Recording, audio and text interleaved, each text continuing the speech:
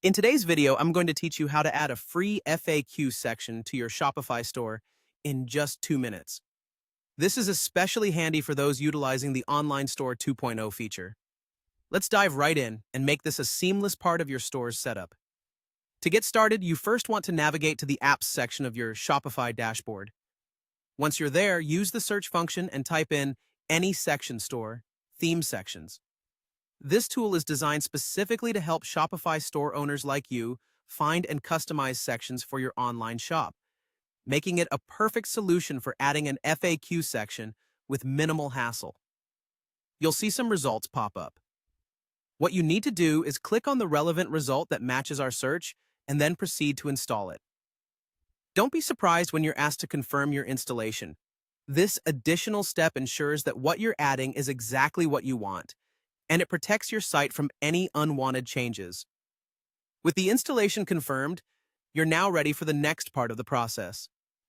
The Explore Sections button is your gateway here. When you click it, you'll be presented with a variety of options. What you're looking for through this search is the FAQ section specifically, so go ahead and utilize the search bar within this interface by typing in FAQ.